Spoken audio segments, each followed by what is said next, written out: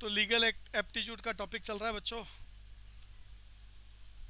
Sir, हाँ अभिषेक। आपने ये पीडीएफ नहीं भेजी। वो एक बारी टॉपिक पूरा होगा ना, एक पेज का पीडीएफ क्या भेजो, एक पेज का तो आप स्क्रीनशॉट ले सकते हो।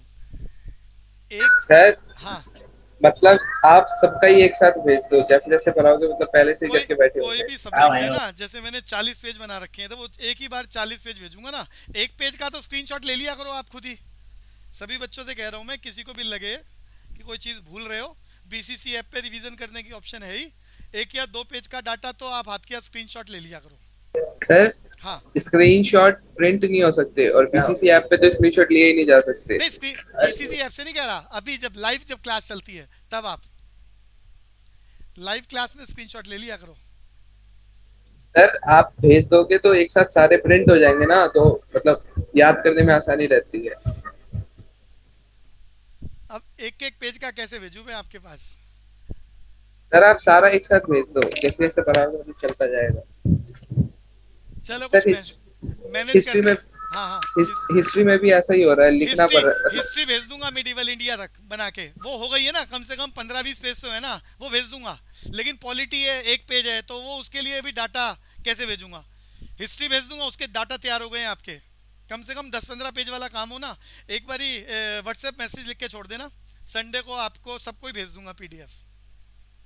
Okay sir.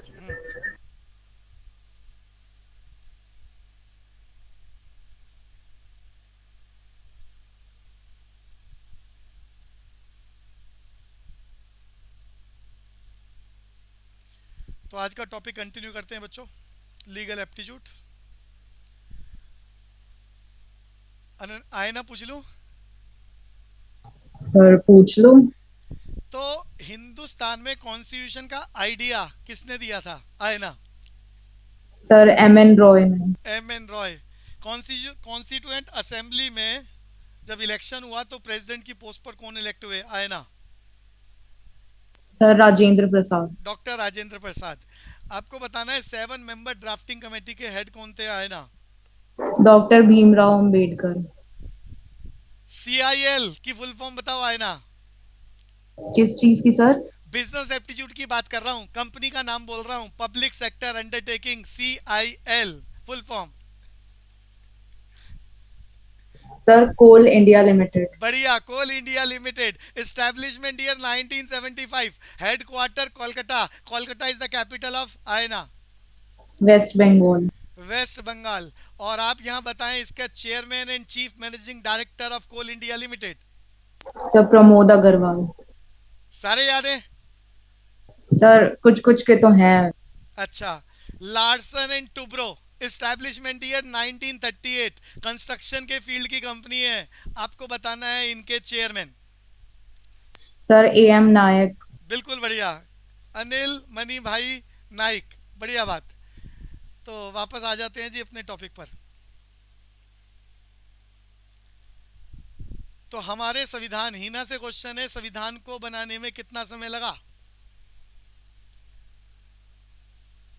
सर 11 महीने, नहीं, 2 साल 11 महीने 18 दिन। 18 दिन। और हमारा जो ट्राई कलर फ्लैग है वो किसने इंट्रोड्यूस करा? सर पिंगाली वेंकैया। हाँ, पिंगाली वेंकैया। वेंकैया। हाँ ठीक है जी। तो नंबर आ जाता है अभिषेक का। Father of Indian constitution? Doctor Bhimrao Ambedkar. Doctor Bhimrao Ambedkar. Ananya का नंबर है। द लास्ट इंडियन फर्स्ट बोल दो या लास्ट बोल दो, आंसर सेम ही है। फर्स्ट और last Indian governor general of free India? Chakravarti Rajagopalachari. Raman effect. Ananya समझ पा रहे हो? Raman effect yes sir. किसका है? हमारे फिजिशियन, हमारे सीवी रमन। सीवी रमन। क्या मिला था इन्हें, कौन सा अवार्ड मिला था?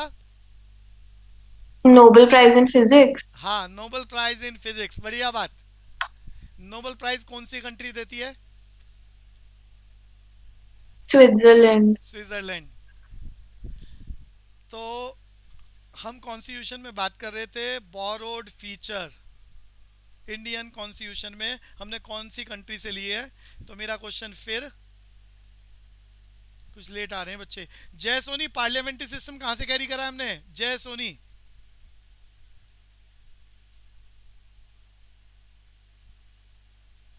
जय Soni. Nitin, Nitin parliamentary system UK, UK. United, vice president की पोस्ट हमने कहां से ली है नितिन? यूएसए, बिल्कुल बढ़िया। नितिन से ही मेरा क्वेश्चन चल रहा है। Salary of vice president as a chairman of ex officio chairman of Rajya Sabha 4 lakh, 4 lakh 4 lakh rupees per month, per month. Per और मंथ, प्रेसिडेंट की salary 5 lakh. Rupees per month. तो आगे चलते हैं। सिंगल सिटीजनशिप की बात समझा दी थी। ऑस्ट्रेलिया से हमने क्या लिया है? Concurrent list. मेरा क्वेश्चन फिर नितिन से है, कॉन्करेंट लिस्ट में कितने सब्जेक्ट थे ओरिजिनली? 5, नहीं नहीं, अरे भूल गए आप। अरे लास्ट क्लास में 52, 52, 52। अभी भी गड़बड़ है। ओरिजिनली 47। 47। ओरिजिनल जब हमारा संविधान बना तो कॉन्करेंट लिस्ट में 47 सब्जेक्ट्स रखे गए। इन 47 सब्जेक्ट्स में सेंटर और स्टेट दोनों ही कानून बना सकते हैं, लेकिन प्रायोरिटी किसकी रहेगी? मोर पावर्स किसके पास रहेगी? सेंट्रल गवर्नमेंट के पास। मैंने एग्जांपल भी लिया था एजुकेशन। हर स्टेट में एजुकेशन की पॉलिसी स्टेट गवर्नमेंट बना सकती है, अपना स्टेट बोर्ड बना सकती है। और सेंट्रल गवर्नमेंट ने भी एजुकेशन को लॉन्च कर रखा है सीबीएसई के थ्रू, लेकिन सेंट्रल गवर्नमेंट की पॉलिसी ज़्यादा स्टेट गवर्नमेंट के कंपैरिजन में वैल्यू वाइज ज़्यादा बेटर रहेगी, ज़्यादा पावर्स है उनके पास। तो कॉन्करेंट लिस्ट की बात कर रहे थे। 47 सब्जेक्ट्स ओरिजिनली कॉन्स्टिट्यूशन में लिखे हुए हैं कॉन्करेंट लिस्ट पर, जिस पे स्टेट गवर्नमेंट और सेंट्रल गवर्नमेंट दोनों ही कानून बना सकते हैं। बाद में स्टेट लिस्ट में से 5 सब्जेक्ट निकालकर कॉन्करेंट लिस्ट में मर्ज कर दिए गए, और एट प्रेजेंट कॉन्करेंट लिस्ट में कितने हुए हैं? 5 सब्जेक्ट जोड़ने के बाद बच्चों अभी बोला आपने 52 सब्जेक्ट्स। जर्मनी की बात कर रहे हैं। जर्मनी से हमने अपने कॉन्स्टिट्यूशन में क्या लिया है? Suspension of fundamental rights during the emergency situation. बता चुका हूं इमरजेंसी सिचुएशन में। मेरा क्वेश्चन फिर नितिन से है, नेशनल इमरजेंसी कौन से आर्टिकल में?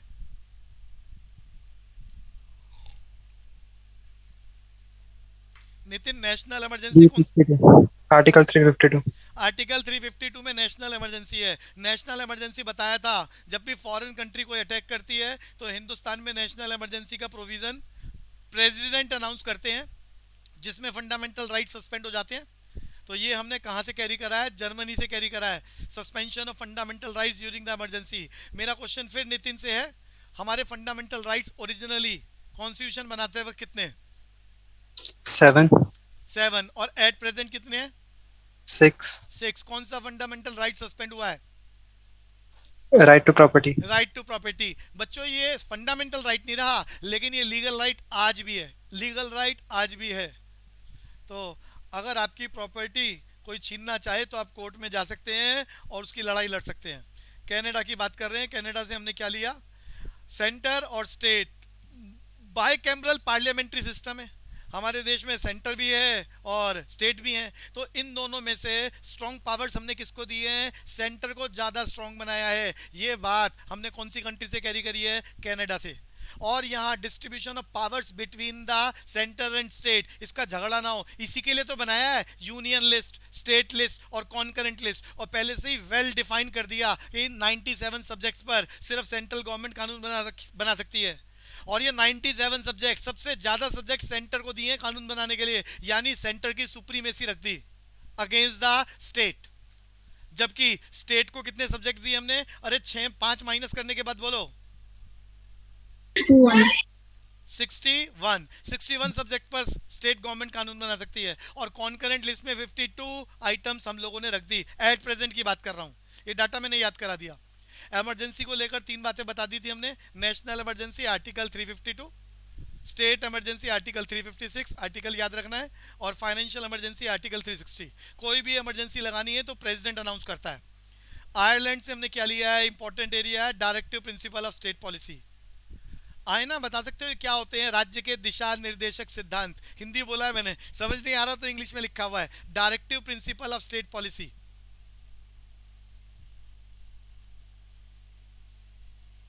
आए ना Ananya, directive principle of state policy? नहीं पता उसको। राज्य के दिशा निर्देशक सिद्धांत। हमारी स्टेट गवर्नमेंट्स को और सेंट्रल गवर्नमेंट्स को डायरेक्शन दी गई है कि आप लॉ एंड ऑर्डर, सड़कें, हॉस्पिटल्स, एजुकेशन सिस्टम, ये सारा सिस्टम प्रॉपरली जनता को प्रोवाइड करेंगे। लेकिन ये सभी बाउंड नहीं है, इनके ऊपर आप कोर्ट में केस नहीं कर सकते कि हमारे यहाँ बोर्ड का वेपर चल रहा है और लाइट चली गई और हमारा नुकसान हो गया। जितने इनके पास अवेलेबिलिटी ऑफ रिसोर्सेज हैं उसके अकॉर्डिंग स्टेट गवर्नमेंट और सेंट्रल गवर्नमेंट सोसाइटी के वेलफेयर के लिए क्या क्या करेगी वो गाइडलाइंस लिखी हुई हैं directive principle of state policy में, ताकि लोगों का वेलफेयर हो। बट उसके लिए वो बाउंड नहीं है, रिसोर्सेज की अवेलेबिलिटी के बेसिस पर वो डेवलपमेंट करेंगे। Directive principle of state policy. आए ना, क्लियर है?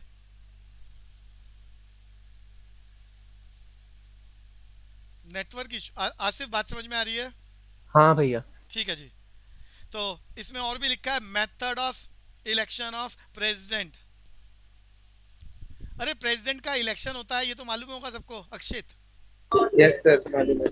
तो प्रेसिडेंट के इलेक्शन में मेरा क्वेश्चन है, पहले तो ये याद कर लो ये प्रेसिडेंट का इलेक्शन कैसे कैसे होगा और प्रेसिडेंट का चुनाव कैसे होगा। ये हमने कहाँ से लिया है? आयरलैंड से लिया है। हमारे कॉन्स्टिट्यूशन में सिस्टम हमने आयरलैंड से कॉपी करा है। तो मैं पूछना चाह रहा हूँ प्रेसिडेंट के इलेक्शन में पार्टिसिपेट कौन करता है? कोई बताना चाहे, ट्राई करना चाहे। सर पार्लियामेंट के मेंबर्स, पार्लियामेंट बोले तो राज्यसभा एंड लोकसभा। लोकसभा एंड हिना बोल रहे थे, पूरी बात बोलो। लोकसभा एंड राज्यसभा। बस खत्म। सर और भी कुछ लेजिस्लेशंस वाले डिपार्टमेंट के मेंबर्स। कौन कौन सा डिपार्टमेंट? पानी वाला, बिजली वाला, कौन सा डिपार्टमेंट?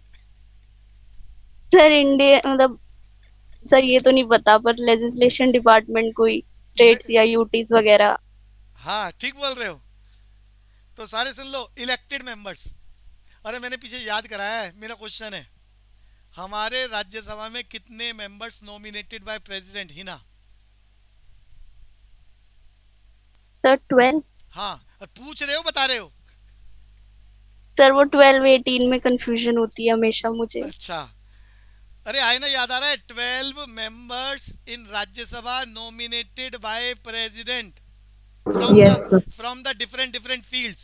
अलग अलग फील्ड, इंडस्ट्री से एक को ले लिया रिप्रेजेंटेशन के लिए, मूवी थिएटर इंडस्ट्री से किसी एक को ले लिया, ऐसे अलग अलग prominent personalities from the various fields. 12 members nominated by president in Rajya Sabha बोले तो अपर हाउस। दूसरी बात याद कराई थी, 2 Anglo Indian nominated by president in lower house बोले तो लोकसभा।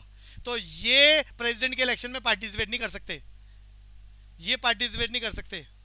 तो बात कौन पार्टिसिपेट करेगा? याद कर लो जी, प्रेसिडेंट के इलेक्शन में elected member of Lok Sabha, Rajya Sabha जो पार्लियामेंट्री सिस्टम है, elected all the elected members of Lok Sabha, Rajya Sabha, all the elected members of legislative assemblies from the state and UT. Hina बोल नहीं पा रही थी। लेजिस्लेटिव असेंबली, हिना ये पता है क्या होता है लेजिस्लेटिव असेंबली? सर पढ़ा था 9th में, पर है सर 9th में पढ़ा था, बट पूरा इतना याद नहीं है। लेजिस्लेटिव असेंबली नहीं पता क्लास में? अरे हर स्टेट में सरकार होती है और वहां चीफ मिनिस्टर होता है, ये पता है नहीं पता? ही ना। ये सर उसका ग्रुप होता है। उसका अरे लेजिस्लेटिव असेंबली, हर स्टेट में लेजिस्लेटिव असेंबली होती है, इलेक्शन होता है। जैसे सेंट्रल गवर्नमेंट के इलेक्शन होते हैं लोकसभा के, ऐसे ही हर स्टेट में विधानसभा बोल रहा हूँ हिंदी समझ में आ जाए तो, और इंग्लिश में Yes, लेजिस्लेटिव असेंबली, इलेक्शन होते हैं। फिर वो जो सबसे ज्यादा सीटों से जो पार्टी जीत के आती है वो अपना नेता चुनती है। नेता, अगर मैं दिल्ली यूटी की बात करूं तो आम आदमी पार्टी इलेक्शन में जीती सबसे ज्यादा वोटों से, एग्जांपल लेके बता रहा हूं। तो उन्होंने अपना नेता चुना, अरविंद केजरीवाल, और उन्हें फिर उस स्टेट या यूटी की चीफ मिनिस्टर की ओथ दिलाई जाती है। मेरा क्वेश्चन फिर चल रहा है यहाँ, हिना, ये चीफ मिनिस्टर को शपथ कौन दिलवाता है? सब प्रेसिडेंट। गवर्नर। हे भगवान, सर गवर्नर। अरे तुम हिंदुस्तान में ही रहते हो भैया, न्यूज व्यूज टीवी कुछ तो देखते होगे, इतनी गड़बड़ तो मत करो। उस स्टेट का हेड शपथ दिलाता है। तो जितने भी लेजिस्लेटिव असेंबली के इलेक्शन होते हैं हर स्टेट में, तो जो पार्टी मेजोरिटी के साथ आती है तो उस पार्टी ने एक नेता चुनना होता है। अरे पहले से ही प्री डिसाइडेड होता है, जनता को बता रखा होता है ये हमारा नेता है और ये सीएम बनेगा अगर जीता तो। और ये शपथ कौन दिलाएगा? गवर्नर। सर गवर्नर ही तो दिलाते हैं। गवर्नर नहीं, हाँ बात ठीक बोल रहे हैं आप, गवर्नर दिलाता है। ये गवर्नर को अपॉइंट कौन करता है? जल्दी जल्दी बोलते जाओ। सर सेंट्रल गवर्नमेंट करती है। प्रेसिडेंट। प्रेसिडेंट बोलेंगे, प्रेसिडेंट अपॉइंट करता है। और गवर्नर का पहले से कोई भी टेन्योर फिक्स, प्रेसिडेंट का टेन्योर फिक्स है 5 साल, गवर्नर का टेन्योर फिक्स नहीं है। जब चाहे प्रेसिडेंट गवर्नर को वापस बुलाकर दूसरे गवर्नर को भेज सकता है। तो मैं बात पूरी कर रहा था। तो प्रेसिडेंट के इलेक्शन में बात इलेक्टेड मेंबर्स की हो रही है। All the elected members of Lok Sabha, Rajya Sabha and legislative assembly of state and UTs. कौन बोलेगा ये बात? प्रेसिडेंट के इलेक्शन में कौन पार्टिसिपेट करता है? एक बार जल्दी से आए ना, repeat. All the elected members of Lok Sabha and Rajya Sabha and elected legislators from state and UTs. Legislative members of elected members of legislative assemblies from state and UTs। आगे चलेंगे जी।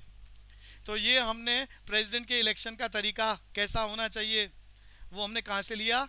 Ireland से। इसमें और भी बहुत सारी technical बातें हैं बट ज़्यादा डिटेल पर नहीं जाएंगे। सिंगल ट्रांसफरेबल वोट होता है। तो साउथ अफ्रीका से हमने क्या कैरी करा? Amendments in the constitution. भैया ओरिजिनली 8 चैप्टर थे, अभी 12 चैप्टर कर दिए हम लोगों ने। ओरिजिनली 395 आर्टिकल से हमने बढ़ाते बढ़ाते, अरे कौन बताएगा, 465 आर्टिकल्स कर दिए। तो ये अमेंडमेंट समय के साथ साथ जरूरत पड़ी और हमने चेंजेस करे और आगे भी चेंजेस करेंगे। तो ये अमेंडमेंट्स हमने कहाँ से कैरी करी है? साउथ अफ्रीका से कैरी करी है। आर्टिकल 368 लिखा हुआ है इसके लिए। आए ना, कौन सा आर्टिकल है कि आप संविधान में बदलाव ला सकते हैं पार्लियामेंट में? ये कौन सा? Article 368. आर्टिकल 368 में लिखा है कॉन्स्टिट्यूशनल अमेंडमेंट्स की पावर दी है पार्लियामेंट को। तो आगे चलते हैं जी। मेन फीचर का एक बार चर्चा करके टॉपिक को आगे चलाएंगे। मेन फीचर जितने अब तक हमने पढ़े, हमारे हिंदुस्तान का कॉन्स्टिट्यूशन रिटन कॉन्स्टिट्यूशन है और पूरी दुनिया का सबसे बड़ा कॉन्स्टिट्यूशन है। पार्लियामेंट्री सिस्टम है हमारे पास, classified in 2 parts, lower house upper house. Lower house बोले तो लोकसभा, अपर हाउस बोले तो राज्यसभा, राज्यसभा बोले तो परमानेंट हाउस, लोकसभा बोले तो tenure 5 years. Fundamental rights and duties हम लोगों ने कैरी कर रखी हैं। फंडामेंटल राइट्स बता दिए, originally 7, at present 6। Directive principle of state policy, हमारी स्टेट और गवर्नमेंट को डायरेक्शन दे रखी है संविधान ने कि वो क्या क्या काम करेंगे वेलफेयर को लेकर, लेकिन बाउंड नहीं है, ये डिपेंड करता है अवेलेबिलिटी ऑफ रिसोर्सेज पर। सिंगल सिटीजनशिप बता दिया, सिर्फ एक स्टेट में ऐसा नहीं था, डुअल सिटीजनशिप थी। कारण था स्पेशल स्टेटस। किस स्टेट को? जम्मू एंड कश्मीर। आर्टिकल का नाम 370। कब खत्म हुआ है? ईयर याद कर लो, ये लेटेस्ट हैपनिंग है। ये खत्म हुआ है 2019 में। 2019 special status article 370 abolish. Emergency powers की चर्चा कर दी है, ऊपर लिखी हुई है 352, 356, 360। हिंदी समझ नहीं आ रहा तो आर्टिकल 352, 356 एंड आर्टिकल 360। और चलेंगे आगे। अनन्या, हमारे कॉन्स्टिट्यूशन में, हाँ बोलो। 2019 में आर्टिकल 35A को भी हटाया था ना 370 के साथ। 35। अरे अब इतनी डिटेल में हम डिस्कशन नहीं कर रहे ना। आर्टिकल 370 मोस्ट कॉमन है, सारी दुनिया को पता है, तो इसीलिए उसकी चर्चा करी। और फिर अब मैंने 370 की भी सारी बातें नहीं बोली हैं। 370 में कुछ आइडिया दे दिया कि डुअल सिटीजनशिप थी, उनका अपना संविधान होगा, उनका अपना झंडा होगा, खाली कुछ बातें बोली हैं। वहाँ कोई जाके हिंदुस्तान का आदमी जमीन नहीं खरीद सकता, बट बातें तो बहुत सारी हैं और भी। अरे शादी के बारे में पता है वहाँ का आर्टिकल 370? यस सर, पता है। हाँ, तो बहुत सारी बातें, तो वो सब चर्चा नहीं करी। और 35A की भी बात, बहुत डिटेल में नहीं जा रहे हम लोग, मोटा मोटा आइडिया ले रहे हैं। तो और 2019 में खाली स्पेशल स्टेटस की बात खत्म नहीं हो रही, स्टेट का दर्जा खत्म कर रहे हैं, 2 यूटी बना रहे हैं। तो मैं पूछ रहा था ओरिजिनली हमारे कॉन्स्टिट्यूशन के कितने पार्ट थे? जल्दी से अनन्या से पूछ रहा था। 22, और एट प्रेजेंट 25, तो कुछ आइडिया उसी को लेकर। पार्ट ए या पार्ट 1 की बात कर रहे हैं बच्चों। पार्ट पार्ट 1 में हमारे संविधान में लिखा है कि हमारी स्टेट में, हमारी कंट्री में कितनी यूनियन टेरिटरीज होंगी, कितनी स्टेट होंगी, और ये लिखा है कि हम उनकी सीमाओं को, उनकी टेरिटरी को बढ़ा सकते हैं, घटा सकते हैं, नाम बदल सकते हैं। ये हमारे कॉन्स्टिट्यूशन में है। तभी तो हमने स्टेटस, स्पेशल स्टेटस आर्टिकल 370 के खत्म कर दिया। कॉन्स्टिट्यूशन हमें इस बात की पावर देता है। तो ये पार्ट 1 में लिखा है about the states, about the union territories, और उसमें कुछ इंपॉर्टेंट बातें आपके लिए शॉर्ट लिस्टेड में बोल रहा हूँ। स्टेट्स एंड यूटीज याद करा दी हैं। पुराने वाला डाटा पेपर में कभी नहीं आ सकता, कंफ्यूजन की वजह से नंबर जाएंगे, नेगेटिव मार्किंग साथ में चलती है। तो ये डिस्कशन पीछे हम कर चुके हैं। एट प्रेजेंट हिंदुस्तान में 28 स्टेट्स एंड 9 यूटीज। जो आज है वो कल को रहने वाला नहीं है, ये बात पक्की है। तो ये बात आज के जीके के क्वेश्चन के लिए है। कल को स्टेट और यूटी की पोजीशन फिर बदल जाएगी। समय के साथ साथ इंपॉर्टेंस जैसे जैसे सोसाइटी में किसी भी स्टेट की बदलती है, डिमांड आती। पीछे मैं बता रहा था आपको, हिंदुस्तान में यूपी को 3 स्टेट्स में कन्वर्ट करने का एजेंडा तैयार किया जा रहा है। बुंदेलखंड आइडिया दिया था मैंने। तो अलग अलग इलाकों को अलग अलग स्टेट बनाने की कोशिश हो रही है। उनके पॉलिटिकल एंगल भी हैं बहुत सारे और एडमिनिस्ट्रेटिव एंगल भी है। लेकिन जिस दिन अनाउंस होगा उस दिन जीके के क्वेश्चन में ऐड हो जाएगा। तो समय के साथ साथ स्टेट और यूटी की संख्या बदल रही है। At present 28 states and 9 UTs. वो पूछ ले आखिरी स्टेट कौन सी खत्म हुई है, तो आखिरी वाली याद करना, J&K। आखिरी यूटीज कौन सी 2 ऐड हुई हैं, तो लद्दाख एंड J&K। हमारे संविधान ने लिखा है India that is Bharat shall be union of the state. तो ये पेपर का पार्ट नहीं है, आपके लिए मैंने मेंशन कर दिया है। हम किसी भी स्टेट की बाउंड्रीज को कम कर सकते हैं, ज़्यादा कर सकते हैं, नई स्टेट बना सकते हैं। सारी पावर्स हमारे पार्ट 1 में लिखी है। और यहाँ जम्मू एंड कश्मीर की इंपॉर्टेंट बात मैंने आपके लिए, रीसेंट हैपनिंग है। हमने स्पेशल स्टेटस आर्टिकल 370 खत्म कर दिया। आर्टिकल का नाम याद कर लो, कब खत्म करा, बस ईयर। देखो मैंने यहाँ अक्टूबर 2019 लिख दिया है, लेकिन ये अक्टूबर वाली बात नहीं आएगी कभी भी। 2019 में खत्म करा। और इसके अलावा हमने उसको यूटी का दर्जा दे दिया, यूनियन टेरिटरी। अब हम चलते हैं पार्ट 2। पार्ट 2 बोले तो सिटीजनशिप की बात हो रही है। पूरे हिंदुस्तान में हर इंसान को एक ही राइट है, सिंगल सिटीजनशिप। वो हिंदुस्तान का सिटीजन ऑफ इंडिया है। बेशक वो अपने आप को मराठा बोल दे। अरे अलग अलग हिंदुस्तान में हर 50 किलोमीटर पर बोली बदल जाती है। अरे आए ना, बात समझ में आ रही है? बोली, बोल चाल की भाषा बदल जाती Yes. है। खाने पीने का तरीका, पहनावा, रिचुअलिस्टिक पैटर्न्स हर 50 किलोमीटर पे बदल जाता है सारा सिस्टम। उसके बावजूद हम सब एक हैं संविधान की दृष्टि से, और हमें इंडियन बोला जा रहा है, सिटीजन ऑफ इंडिया। भैया ये बढ़िया बात याद कर लो, हिंदुस्तान में ये सिटीजन एक्ट कब आया? 1955, जिसको हमने अभी भैया यहाँ कुछ बढ़िया बातें देखो। जो घटनाएं आजकल घट रही हैं उसको लेकर पेपर में, करंट अफेयर का पार्ट है ना, तो कुछ बातें पूछूंगा, जवाब देना है जो देना चाहे। सबसे पहले एनपीआर की बात करता हूं। NPR, Hina, NPR full form? तानी नेशनल पॉपुलेशन रजिस्टर। हिना बोलो। Sir, national population register. Full form याद कर लो जी। कुछ बातें, कुछ फैक्ट्स बोल रहा हूँ आपको सिटीजन के साथ, सिटीजन एक्ट 1955 को समझाने के लिए कुछ मोटा मोटा आइडिया। अवंतिका, मैंने क्या बोला है एनपीआर की फुल फॉर्म? अवंतिका, अरे पुनीत कहाँ है भैया? पुनीत, एनपीआर। अरे कहाँ है बच्चे? हाँ, नेशनल पॉपुलेशन रजिस्टर। पूरी क्लास से मैं पूछ रहा हूँ, ये एनपीआर नेशनल पॉपुलेशन रजिस्टर है क्या? सर जो सेंसस होती है उसके लिए एक्ट है ये। सेंसस? सर, जिसमें जैसे रेजिडेंट्स 2011 में के हुआ नाम था। होते हैं। अभिषेक बाबा गूगल पे चेक करके बोल रहे हो? नहीं सर, ये पता है मेरे को, 2011 में लास्ट सेंसस हुए थे। हाँ, बढ़िया बात। हिना बोलना चाह रहे थे कुछ? सर, पॉपुलेशन रजिस्टर है तो इसमें कंट्री के रेजिडेंट्स के नाम होंगे शायद। अब देखो मैं क्लैरिफाई कर देता हूँ, बात बिल्कुल ठीक बोल दी है, करीब करीब। NPR national population register, Hindustan में कोई भी व्यक्ति रह रहा है, ध्यान से सुनना, चाहे उसे नागरिकता, सिटीजनशिप मिली है या नहीं मिली है, और एक कोई भी हिंदुस्तान में रह रहा है उसको हिंदुस्तान के जिस रजिस्टर में नोट कर रखा है उसे बोलते हैं नेशनल पॉपुलेशन रजिस्टर। 2011 का पॉपुलेशन सेंसस जब अनाउंस हुआ था उससे पहले ये रजिस्टर बना था 2010 में एनपीआर। कुल मिला के हिंदुस्तान में जो भी रह रहा है उसको एक रजिस्टर में रिकॉर्ड कर दिया गया, उसे बोला गया एनपीआर। बात सिटीजनशिप की नहीं हो रही है, कंफ्यूजन मत क्रिएट करना। एनपीआर चर्चा करेंगे आगे। CAA citizenship amendment act. तो देखो सिटीजन एक्ट 1955 के बाद इसमें अमेंडमेंट की गई है, इसे बोला गया CAA, citizenship amendment act. Year बता दो पूरी क्लास। 2019। 2019। इसके साथ एक और शब्द है, कोई बता सकता है? एनआरसी। हाँ यही मैं पूछ रहा था, एनआरसी। एनआरसी की फुल फॉर्म बोलो बच्चे। National register of citizens. तो अब कंफ्यूज मत हो जाना, एनपीआर अलग है, एनसीआर एनआरसी अलग है।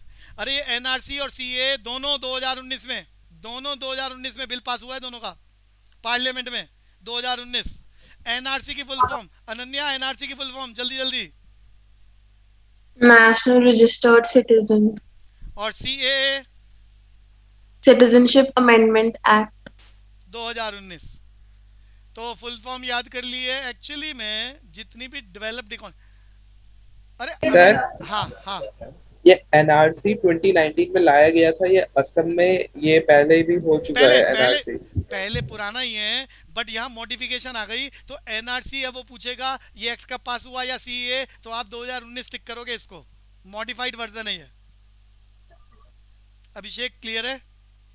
सर असम में जो हुआ था वो सुप्रीम कोर्ट के हिसाब से हुआ था और अब जो होगा वो पार्लियामेंट के हिसाब से होगा। अब डिबेट वाले मुद्दे को क्यों लेके आते हो बीच में? मैं मोटा मोटा आइडिया, देखो डिटेल में नहीं जाए, झगड़े वाला काम नहीं करेंगे, तो हम मोटा मोटा आइडिया आसान भाषा में समझा देते हैं। एनआरसी और सीएए आसान भाषा में, सिंपल भाषा में एग्जाम्पल लेता हूं मैं। अमेरिका में रहने वाले लोगों को विशेष प्रकार का कार्ड इशू होता है, कौन बताएगा पूरी class? Green card. Green card. Green card. तो इस दुनिया में जितनी भी, मैं एक फिलॉसफी समझा रहा हूँ, एक आइडियोलॉजी क्या है ये। तो पूरी दुनिया में जितनी भी डेवलप्ड कंट्रियां हैं वहाँ दूसरी कंट्री से अपनी मर्जी से लोग ना आ जाएं, पॉपुलेशन ना बढ़ा दें, तो उन्होंने सिस्टम हर चीज़ को कंट्रोल कर रखा है। तो वहाँ के रहने वाले लोग चाहे वो वहाँ पैदा हुए नहीं हुए हैं, उनको एक विशेष प्रकार की नागरिकता का डॉक्यूमेंट बना दिया है। जैसे अमेरिका के लोगों को, अरे अलग अलग कंट्री में अलग अलग है, अरे कनाडा के क्या बोलते हैं, कोई बताएगा? जैसे अमेरिका में रहने वाले लोगों को ग्रीन कार्ड, तो वो होते हैं कनाडा का पीआर में कुछ अप्लाई करते हैं। हाँ पीआर। तो मैं यही बोलना चाह रहा हूँ, कनाडा में रहने वाले लोगों को क्या लेना पड़ता है? पीआर। ऐसे ही अमेरिका में ग्रीन कार्ड। तो इंडिया वाले भी कह रहे हैं कि भैया हम भी डेवलप्ड होना चाह रहे हैं, अपनी नेशन को, कंट्री को डेवलप्ड कंट्री डिक्लेयर करना चाह रहे हैं, तो उस डायरेक्शन में हम आगे चलते हैं। हमारे देश में इतने सारे दूसरी कंट्री से लोग आ जाते हैं, प्रेशर ऑलरेडी पॉपुलेशन का बहुत ज़्यादा प्रेशर है, इंफ्रास्ट्रक्चर डेवलप नहीं हो पा रहा है, हम जितना पैसा लगाते हैं कम पड़ जाता है। तो हम भी अपने यहाँ ऐसा कुछ सिस्टम बनाएंगे कि हमारी मर्जी के बगैर कोई सिटीजनशिप ले ना पाए, और उस चीज़ का डाटा सरकार के हाथ में रहे, ताकि सरकार स्टेट्स की डेवलपमेंट, सेंटर की डेवलपमेंट अपने तरीके से कर सके। तो उसके लिए सरकार ने ये बिल पास करा है मॉडिफाई करके। अरे सिटीजनशिप एक्ट तो पहले भी था, ऐसे ही एनआरसी भी पहले ही था, लेकिन इसको मॉडिफाई कर दिया है और कंट्री के फेवर में ये डायरेक्शंस, गाइडलाइंस इशू कर दिए। पार्लियामेंट में एक्ट पास कब हुआ? 2019। नाम याद कर लो, एनआरसी और सीएए। फुल फॉर्म याद कर लो, एनआरसी। आए ना, दोबारा बोल दो, एनआरसी नेशनल रजिस्टर्ड सिटीजन, और CA citizen amendment act. Amendment act. तो मोटा मोटा आइडिया मैंने दे दिया, अब झगड़े में नहीं पड़ेंगे डिटेल में। तो इसमें यह भी लिखा है कि हिंदुस्तान के बाहर से कोई भी 5 प्रकार के लोग, हिंदू, बुद्धिस्ट, जैन, ऐसा कोई आए और हिंदुस्तान में सिटीजनशिप लेना चाहे, हम उसे दे देंगे। तो ऐसी बहुत सारी चीजें उसमें हैं, तो डिटेल पर नहीं जाएंगे, मोटा मोटा। हाँ, मतलब एक डॉक्यूमेंट्री देखी थी मैंने बीबीसी की, उसमें दिखा रहे थे कि बांग्लादेश के घुसपैठिए 400 रुपए में आधार बना सकते हैं इंडिया में। 400 रुपए में क्या बना सकते हैं? भारत का कार्ड। आधार बना सकते हैं। आधार बना भैया, आधार तो कोई भी बनवा सकता है, कोई भी बना सकता है। आधार एनआरसी और सीएए नहीं है, आधार कोई भी बनवा सकता है। आधार को बनाने का प्रोविजन अलग है कि हिंदुस्तान में कोई बैंक अकाउंट हो, बैंक आके रहना शुरू करो, बैंक अकाउंट वगैरह कुछ डॉक्यूमेंट्स इकट्ठे कर लो और बस सबमिट करा दो, आधार बन जाता है। अरे आधार अरे के तो हाँ बोलो बोलो। आधार कार्ड आइडेंटिफिकेशन का प्रूफ नहीं होता है क्या? आपकी आइडेंटिटी को रिफ्लेक्ट जरूर करता है, लेकिन वो सिटीजनशिप को थोड़ा ना, वो सिटीजनशिप का डॉक्यूमेंट नहीं है, सिटीजनशिप का डॉक्यूमेंट नहीं है वो। आइडेंटिटी है कि आप हो, ये आपका घर है, आप इस इलाके में रहते हो, इस बात का प्रूफ करता है। और बहुत सारी गवर्नमेंट की सब्सिडीज और चीज़ों के लिए वो वैलिड है अकॉर्डिंग टू, मैंने बता दिया, आधार एक्ट 2000। आधार एक्ट कब आया बच्चों? 2016। 2016। उसके चलते सरकारी सिस्टम के लिए, बहुत सारे सिस्टम्स के लिए आधार जरूरी है, बायोमेट्रिक होता है। तो ऐसे तो फिर वोटर कार्ड की भी चर्चा होगी कि भाई वोटर कार्ड का क्या पर्पज़ है। तो अभी तक तो सिर्फ वोट डालने का ही पर्पज़ है और कोई पर्पज़ नहीं है, लेकिन बहुत सारे डिपार्टमेंट्स में उससे आइडेंटिटी मानी जाती है। लाइसेंस बनाना चाहो, आपके पास वोटर कार्ड है, प्रूफ है वो। तो आगे चलेंगे जी। तो ये तैयारी चल रही है जी, एनआरसी और सीए, इसके बेसिस पर जो भी, अब कल को आधार इसके साथ लिंक कर दें, क्या कर दे सरकार। अभी तो सीए और एनआरसी आपस में जोड़ने की बात नहीं हो रही है, अभी उसको एनपीआर से भी जोड़ने की बात नहीं हो रही है, लेकिन ये कल को ये सारी चीज़ें एक साथ मर्ज होकर एक कॉमन प्लेटफॉर्म पे आ जाएंगी और सरकार का डाटा, जनता का डाटा नेट पर कोई भी चेक कर सकता है। अरे फॉर जितने जैसे डेवलप्ड कंट्रियों में होता है, आइडेंटिफिकेशन, बंदा कौन है, कहाँ है, कितनी एजुकेशन ली है उसने, क्या क्या गड़बड़ करी है, कौन, मतलब बात खाली सिटीजनशिप की नहीं हो रही है, कितना कमाता है, कितना सरकार को टैक्स देता है, कहीं कोई गद्दारी करी है, कहीं कोई पुलिस का एलिगेशन लगा है, ये सारी चीज़ें उसी के डाटा में जुड़ती चली जाएंगी। जो भी कोई इंसिडेंस उससे रिलेटेड होगा, चाहे वो इनकम टैक्स डिपार्टमेंट की बात हो, चाहे वो प्रोडक्शन टैक्स डिपार्टमेंट का इनडायरेक्ट टैक्स की बात हो, सब उसमें एक साथ डाटा इकट्ठा होगा। But it will take some time, समय लगेगा कंट्री को डेवलप्ड होने में, टेक्नोलॉजी को फॉलो करने में और सारे सिस्टम को एक साथ एक प्लेटफॉर्म पर लाने में। वापस आते हैं जी।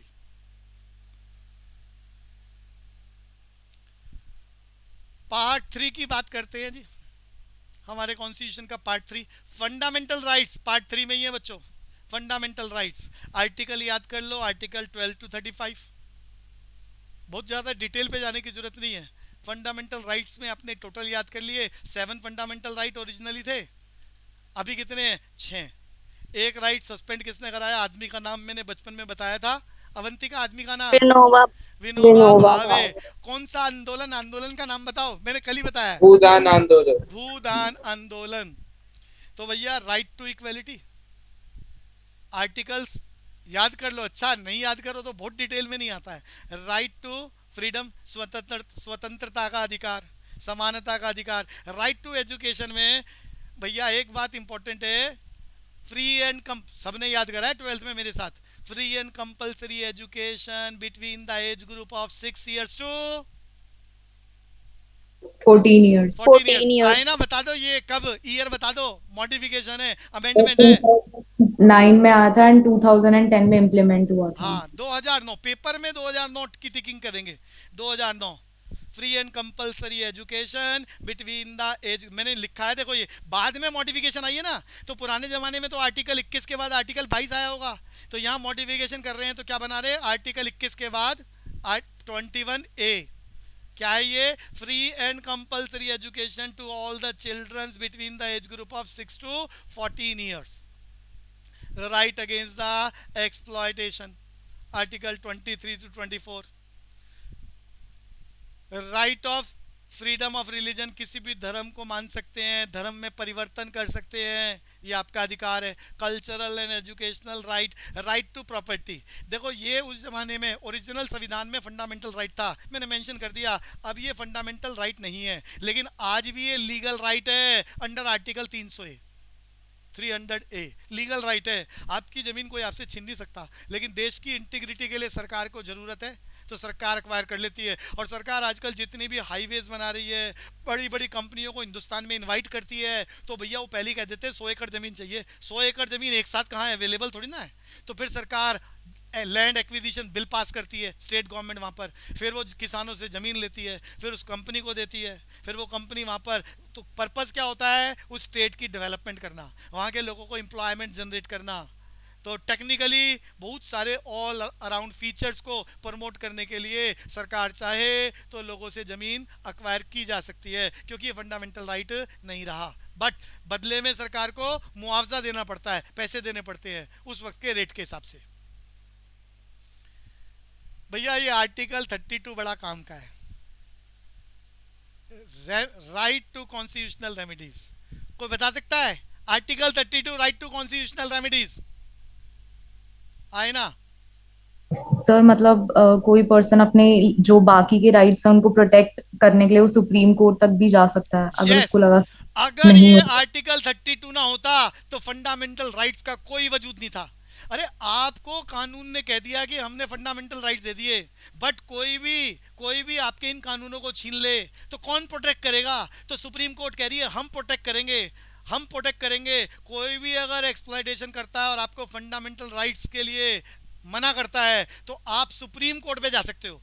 सुप्रीम कोर्ट बोला है, खबरदार, हाई कोर्ट की बात नहीं कर रहा मैं, क्वेश्चन है अपने आप में बढ़िया।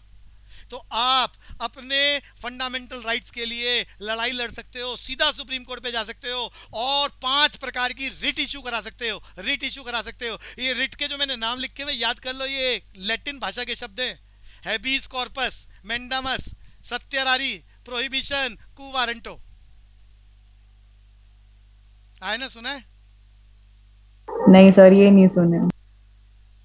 राइट टू कॉन्स्टिट्यूशनल रेमेडीज, अगर आपके अधिकारों का कोई शोषण करता है, एक्सप्लॉयटेशन करता है, तो उसके लिए आप सुप्रीम कोर्ट में जाओ और विशेष प्रकार के रिट इशू करा लो। इसे बोलते हैं right to constitutional remedies, article 32। यहां 5 प्रकार की रिट सुप्रीम कोर्ट आपके फेवर में डिसीजन ले सकता है, ऑर्डर पास कर सकता है। नाम याद कर लो, लैटिन भाषा के शब्द है, मीनिंग थोड़ी देर में बताऊंगा, very important area of your exam. Habeas corpus, mandamus, certiorari, prohibition, quo warranto. नाम चाहिए मुझे जल्दी से, आए ना? Sir habeas corpus, mandamus, certiorari, prohibition and quo warranto. Certiorari को प्रोनाउंसिएशन में हम सच्चरारी भी बोल सकते हैं। Prohibition, quo warranto. Ananya repeat करना, 5 type of writs. habeas corpus, mandamus, certiorari, prohibition, quo warranto. बढ़िया, इनकी चर्चा पर बाद में जाएंगे, पहले थोड़ी सी बात सुनना। ये फंडामेंटल राइट्स को प्रोटेक्ट हमारा हाई कोर्ट भी कर रहा है और सुप्रीम कोर्ट भी कर रहा है। अगर हम कोई भी फंडामेंटल राइट्स हमारे एक्सप्लॉइट करता है और हम हाई कोर्ट में जाते हैं और रिट इशू कराते हैं, उसे बोलते हैं आर्टिकल 226। और अगर हम सुप्रीम कोर्ट में जाते हैं और वहाँ से रिट इशू कराते हैं अपने अधिकारों के हनन के लिए, तो उसे बोलते हैं आर्टिकल 32। अरे याद कर लो आर्टिकल, बात समझ में आ गई मैंने क्या डिफरेंस बताया है? अगर फंडामेंटल राइट की सस्पेंशन, कोई भी आपका एक्सप्लॉयटेशन कर रहा है फंडामेंटल राइट्स का, तो आप उसके लिए हाई कोर्ट में जाएं और इस तरह से वहाँ के जजेस से ऑर्डर पास करा ले। उस ऑर्डर को हम रिट बोल रहे हैं। तो ये कौन सा आर्टिकल है, जल्दी बोलो, आए ना? आर्टिकल 226। और सुप्रीम कोर्ट में जाके ऑर्डर पास कराएं तो आर्टिकल 32। लेकिन सीधा सुप्रीम कोर्ट में जाएंगे तो वो पूछेंगे हाई कोर्ट क्यों नहीं गए। ध्यान से सुन लो, सीधा हम सुप्रीम कोर्ट में नहीं जा सकते, और जाना चाहें तो हमें रीजन बताने पड़ेंगे कि हम हाई कोर्ट में क्यों नहीं जा रहे, तभी वो सुनवाई हमारी एक्सेप्ट करेंगे। ये क्लियर हो गया? आर्टिकल 226 और आर्टिकल 32 दोनों ही राइट टू कॉन्स्टिट्यूशनल रेमेडीज हैं, लेकिन article 32 related to supreme court, powers of supreme court, and article 226 related to power of high court. याद हो गया? Yes sir. एक बार ये पांचों रिट समझाने से पहले मैं इनके नाम सुनना चाहूँ। रिट बोले तो ऑर्डर ऑफ सुप्रीम कोर्ट या high court in favour of citizen of India. क्या कर रहे हैं ये? Protection of fundamental rights. आप लोगों के फंडामेंटल राइट्स को प्रोटेक्ट करने के लिए आपको ये 5 तरह के रिट पावर दे रखी है जो आप इशू करा सकते हो कोर्ट से। Habeas corpus, mandamus, certiorari, prohibition, quo warranto. Hina, नाम चाहिए मुझे।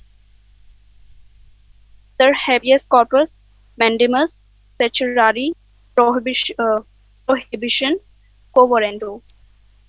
तो याद करते हैं। डिक्शनरी मीनिंग मैंने सामने लिख दी है, लैटिन भाषा के शब्द हैबीज कॉर्पस, प्रोड्यूस द बॉडी।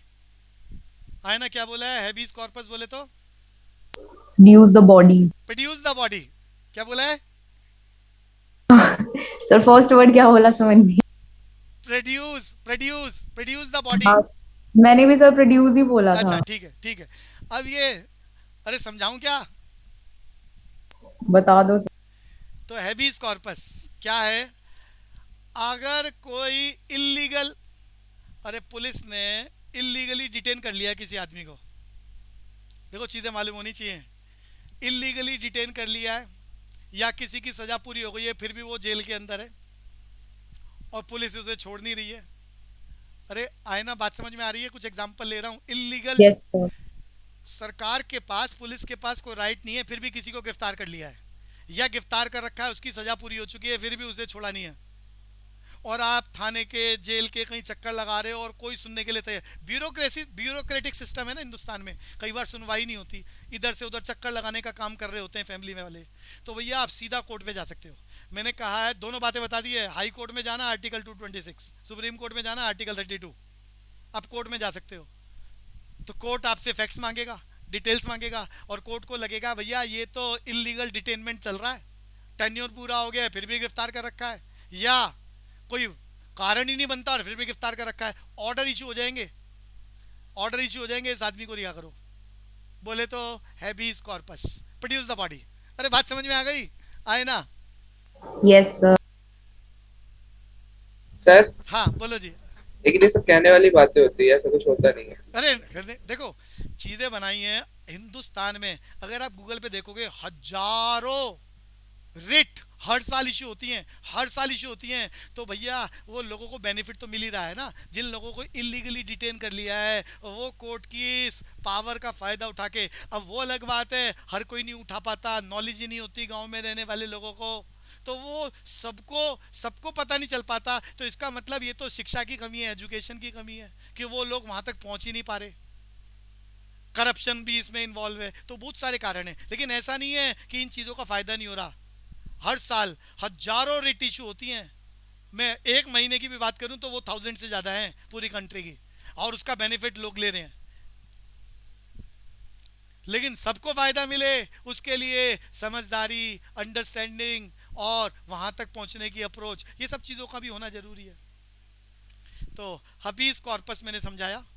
अगली बात, सत्यारारी और प्रोहिबिशन दोनों एक साथ डिस्कस करता हूँ। अगर लोअर कोर्ट में कोई फैसला आ जाए और वो आपको लग रहा है आपके फेवर में नहीं है, तो आप उससे अपर कोर्ट में, हायर कोर्ट में जा सकते हो। हायर कोर्ट वो सारे फैक्ट्स मांगेगा, और अगर उन्हें लगेगा कि ये फैसला गलत है तो वो ऐसी कंडीशन में वो लोअर कोर्ट के उस फैसले को कैंसिल कर देगा। इसे बोलते हैं क्वैश द ऑर्डर, बोले तो पावर ऑफ सत्यारारी। आए ना, बात समझ में आई? Yes sir. सत्यारारी का डिक्शनरी मीनिंग क्या है? Quash the order. ये कैसे होता है वो मैंने आइडिया दिया है। कोई भी लोअर कोर्ट में कोई फैसला सुना दिया, कोई भी जजमेंट आ गया, आपको लगता है आप पार्टी हो उस जजमेंट में और वो आपके अगेंस्ट है, तो आप चाहो तो हायर कोर्ट में जा सकते हो। लोग जाते हैं हायर कोर्ट में, जा सकते हो, वो सारे फैक्ट्स रख सकते हो और कह सकते हो कि ये जजमेंट सही नहीं है। और अगर उस कोर्ट को लगेगा कि ये जजमेंट सही नहीं है तो वो लोअर कोर्ट के आदेश को कैंसल कर सकता है। इस पावर को, इस रिट को, सत्यारारी को क्या बोला है मैंने डिक्शनरी में? Quash the order. Lower court के ऑर्डर को कैंसिल कराया जा सकता है, रिट। हाई कोर्ट में आर्टिकल 226 की बात हो रही है, और अगर सुप्रीम कोर्ट की बात करें तो आर्टिकल 32। इसी जैसा एक और है, प्रोहिबिशन। प्रोहिबिशन आए ना, ये बात समझ में आ गई है सत्यारारी वाली? Yes sir. प्रोहिबिशन की बात समझा रहा हूं। अगर कोई लोअर कोर्ट में केस चल रहा है, आपको लग रहा है अभी फैसला आया नहीं है, लेकिन आपके अगेंस्ट लग रहा है आपको सब कुछ, कि जो आप फर्स्ट पार्टी हो आपके अगेंस्ट चल रहा है कुछ, और एक दो दिन में कोर्ट में कोई फैसला आने वाला है जो आपके फेवर में ना हो, तो आप हायर कोर्ट में जा सकते हो। अरे लोअर कोर्ट से ऊपर डिस्ट्रिक्ट कोर्ट होती है, उससे ऊपर हाई कोर्ट होती है, तो हायर कोर्ट में जा सकते हो, वहाँ सारे फैक्ट्स रख सकते हो और वहाँ से जजमेंट इशू करा सकते हो कि लोअर कोर्ट कोई फैसला ना दे, कोई फैसला ना दे। इसे बोलते हैं प्रोहिबिशन। फैसला आने के बाद उसे कैंसिल कराना है, सत्यारारी। फैसला आने से पहले कोर्ट की कार्यवाही को रोकना है, प्रोहिबिशन। अरे हीना को बात समझ में आ रही है? आइडिया? Yes sir. मैं एक डायलॉग बताता हूँ थोड़ा इसी के सत्यारारी और प्रोहिबिशन के लिए। Prevention is always better than, जल्दी बोलो जी, क्योर। Cure. क्योर। तो ऐसे समझो, बीमारी हो गई है, क्योर करना है, सत्यारारी। बीमारी होने से पहले प्रिकॉशंस फॉलो कर लो, प्रोहिबिशन। प्रिवेंशन करनी है, प्रोहिबिशन। क्योर करनी है, सत्यारारी। अरे बात समझ में आ रही है बच्चों? Yes, sir. ये इसका प्रोनाउंसिएशन क्या थर्ड वाले का? थर्ड वाले का सत्यारारी बोल सकते हो, सच्चरारी भी बोल सकते हो, सच्चरारी। लैटिन भाषा की टर्म है। ठीक है युवराज, भैया। युवराज क्लियर हो गया? हाँ भैया। हाँ, अभी अभी सिर्फ 3 डिस्कस हुए हैं। अब बात करता हूँ कू वारंटो। कू वारंटो ऐसे समझो, युवराज को कॉलेज में एडमिशन लेना है, एग्जाम्पल से डिस्कस कर रहा हूँ।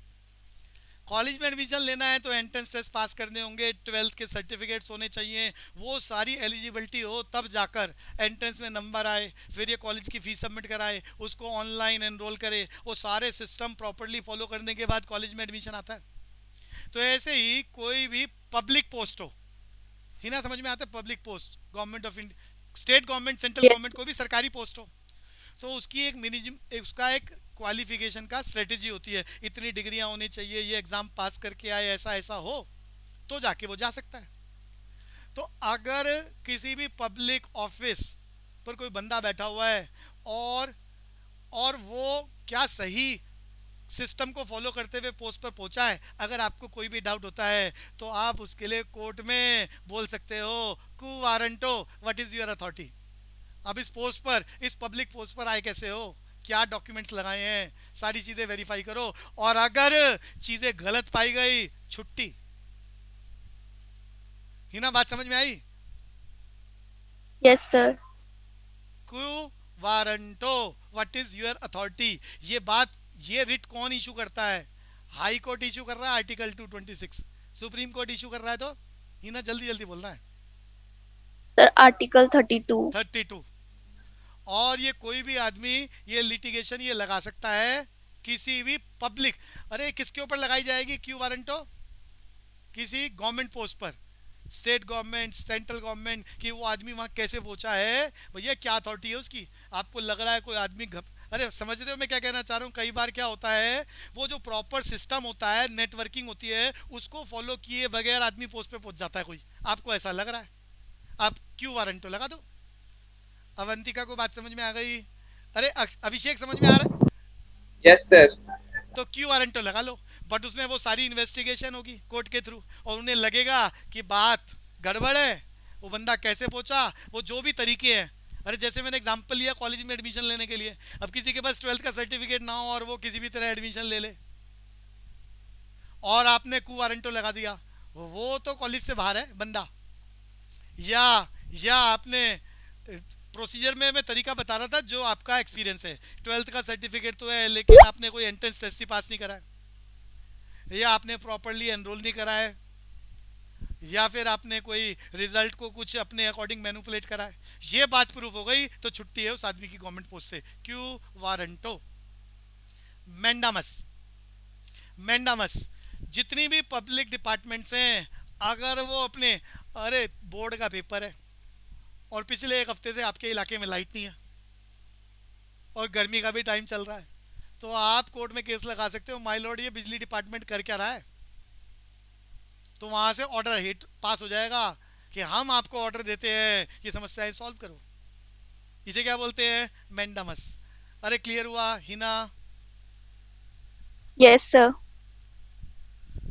तो कुल मिला के 5 type of writ issued by supreme court under article 32 और हाई कोर्ट अंडर आर्टिकल 226। नाम बताओ जल्दी से, और इसके डिक्शनरी, अरे पेपर में इसके मीनिंग याद कर लेना। Habeas corpus produce the body, mandamus we command, certiorari या certiorari quash the order, prohibition to stopping something, जो भी कानून बनने वाला है, कोई भी ऑर्डर पास होने वाला है, उसको वहीं रोक दिया जाता है. Q warranto, what is your authority? जल्दी से आए ना. So habeas corpus, produce the body. Mandamus, we command. Certiorari, quash the order. Prohibition, act of stopping something. And quo warranto, what is your authority? Important area है legal aptitude में. Legal aptitude का paper हो किसी का, CLAT का, compulsory यहाँ से question होता है. अक्षित यहाँ तक, अक्षित समझ में आया? हाँ भैया.